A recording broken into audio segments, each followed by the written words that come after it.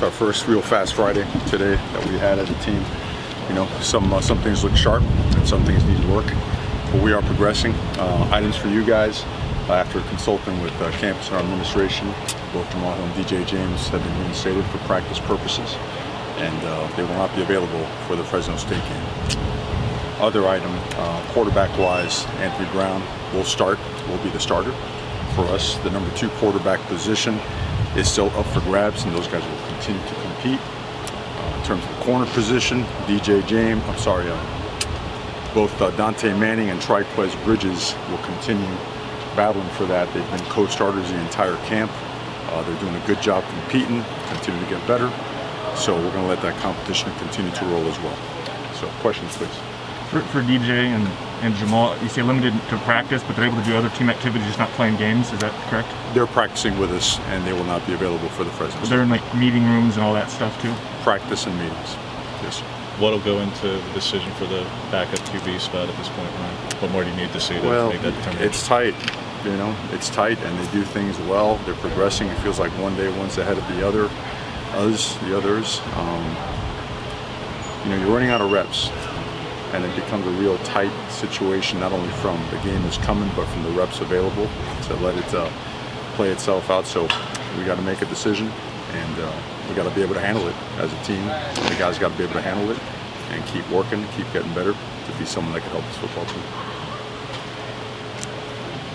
In terms of Jalen Red, we haven't asked you much about him. It's obviously start off camp at limited capacity, but as he works his way back, we talk about those super seniors. It's only him and Johnny who've been here the whole time.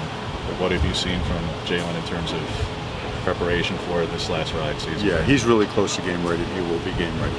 You know, whenever you have an injury, you know, you want to do what's best for the young man. You want to make sure when he gets back that he's back for the long haul. A lot of times when you prepare a guy from a return to play standpoint, if you cut that process short or you cheat it, you typically have chronic issues. And his process has been excellent. He's looked really, really sharp. He's not far away from being ready, but obviously the whole team is excited to have Jalen Red out there going full throttle. What did Anthony do that really kind of solidified him as the starter? Well, he's been doing it for a bit now. You know, obviously we keep things close to the vest. He's the way he handles and has control and command of the offense, his presence amongst the players at the line of scrimmage, his ability to improvise, right? Sometimes negotiate throws in tough situations. His ability to run the ball as well. He's been really accurate, and his explosive play ratio has been really high against a defense that we feel is really good. You know, we don't chart 7-on-7 much, and we do it, but it's not really a counter. There's no rush, right? There's no duress. When we enter those periods, test the passing game, we go team pass, team blitz, plays under pressure to really test them, test the protections, test the quarterback, pocket presence, all that stuff. Anthony's done a great job, you know, and quite frankly, he's a starter because he's done a great job, and the other ones are battling for that other spot because they've done a great job as well.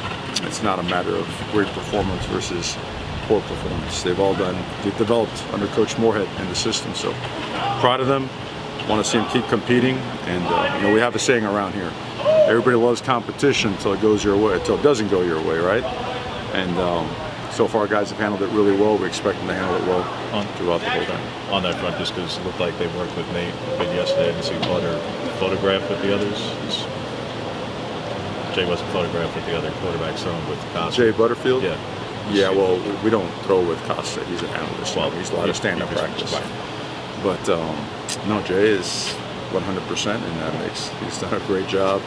You know, people always may have given him the stigma that he cannot run. He runs pretty well enough. So there's no, I would say there's no strikes against him, nothing held against him in that regard. He's a really good player. He's very accurate. He's decisive, and he plays with guts. Like he knows when he relies on his arm strength. He knows when he can zip it in there in tight windows. He knows when he has to pull it and make another decision. So really, really impressed with him so far. How long could you foresee keeping that number 2 job open? Like, is it going to be open competition throughout the season? Well, or do you have a timeline? You got to make a decision as quick as you can, and that's where we're pressing the issue. You know, Am I ready to make it today? I wish I was. These things play themselves out. Sometimes it takes a little bit longer than other times. It deserves more time. Again, there aren't many reps to go around, so we got to make a decision as to what we feel is best for the team, and we'll do that. Through a lot of your week one opponent plays tomorrow. What kind of pros and cons do you see to seeing that week one opponent playing week 0? Well, both. The stuff that you guys talk about all the time, that they have the ability to get a game, under their belts, which is always different, no matter how much you try to simulate it. And at the same time, when you don't have a game, you can watch, and I don't know, like the way we've done camp, I feel like our bodies are ready to go. I don't foresee any issues there. So honestly, I'd rather play as much as possible and play as many guys as possible. So I think there's always an advantage to that, but you don't lean on that. You take advantage of the time you have to, once we're done with our preparation tomorrow, to watch them, study them more closely. They're an impressive football team. They have a lot of good players, and they've acquired a lot of good players through the transfer portal. So we expect them to be not only ready for their game this week, but they have a lot of good players, and that's going to be a tremendous test for us. Through a lot of fall camp, talking to your players, they kind of just naturally assumed Anthony would be the guy, and it seems like he has total command of this team. How do you feel like he got there with that, and just the respect and command of this locker room? Well, I think he earned it. I don't, still going to make it hard on a guy. Yeah. I just don't think you hand anything over. Why would you, right? Why would you ever create a team and a culture where stuff is just handed over? He's done that, and he's been pressed hard. He'll tell you, I press him hard, real hard, because again, I can't simulate thousands of people yelling and screaming and that type of duress. So we got to create that in practice. Got to create that in situational play, in the way that we script practice, in the way that we prepare, everything that we do. So just a lot of credit to him. He's been through a lot, been around, pretty much across the country, right? And when you do that, if it's not real, it's hard to earn the trust and the backing of your teammates. He's done a really good job, and we expect him to keep growing as a leader. Saw Justin Flo head out of here a little bit early today. Is everything okay with him? Just normal? Is what? Justin Flo headed out of here a little bit early today. Is everything good with him? Yes, he's okay. Alex was saying this rotation up front, obviously with 6 guys back, but that you guys feel pretty comfortable with 7 or 8, maybe even 9 guys.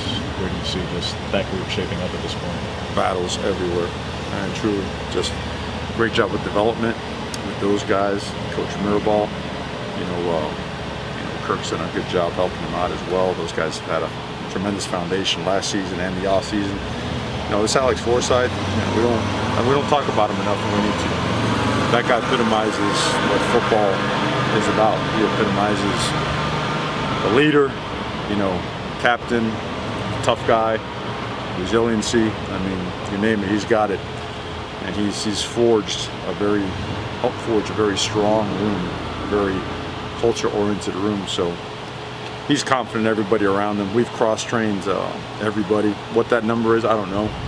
We're going to let those guys battle out. Today we had our developmental scrimmage. So a lot of guys got reps out there, guys that are going to be playing on Saturday, but we still rep as part of that developmental scrimmage because they still need reps, and they got them today. And so I think that'll shake out a little bit more by Wednesday. By Wednesday of next week, when we're done with practice, I think that part of the chart will be a lot clearer. You mentioned some of the quarterbacks and the fallout of some decisions you have to make. How did just the team in general respond to being notified of some starters and all that? Well, I think at the quarterback position, it's probably not a surprise, but it's confirmation.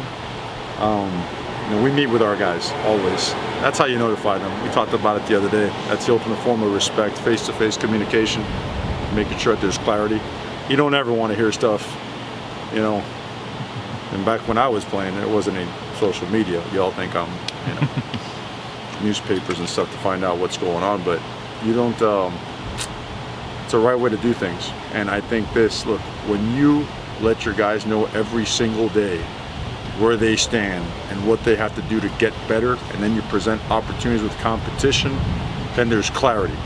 And at the end of the day, what you expect is a guy, when clarity is established, that you have a plan for them to get better, to keep competing. And at that point, then they got to go one way or the other. They got to be on board and come get it aggressively, or they can pull back and, and we think we have the type of competitors that want to attack it aggressively with good attitudes. And that's the culture, and we try to make it 100% perfect. I don't know if it ever gets there, but they know the expectation. We're going to keep riding with that. With Trey still limited a little bit, has 7 earned that number 3 designation at running back? You know, he has been limited, but not the last week. I mean, he's now taking live reps, and he looks great. You know, he's ready. He's ready to go. We've been cautious because you always want to be when a guy goes through an injury like that. But the confidence in him over the last, even more than a week, about a week and a half. I mean, we feel that if he's not ready 100%, he's right there. He's right at the cusp. Both Seven and Byron have had a great camp. So aside from, you know, Trey continuing to heal up and get better, both those guys have proven that they're going to help us this year. They're both going to play. Just a couple of guys we hadn't seen so far, Mario, in terms of clarity. Will Hoyt and Greenfield, just what their status is. Not available right now. Okay. How close is Last question. How close is Sean Dollars to getting back out and being able to contribute? Yeah, I wish sooner than later. Yeah. Man, look, you want to talk about a guy that's got a super future. Sean Dollars is an electric football player and a tremendous human being. I'd say he's probably a couple months out, probably a little bit longer than first expected. But you guys see him. I mean, he looks great. He's grinding. He's coming around. I mean, his rehabilitation has been really strong. He's got a great attitude. He's just in it, and he wants to get back. But mid-season. So hopefully we'll get him back then. All right, Okay. thanks, Coach. All right, Thanks, guys. Thank you.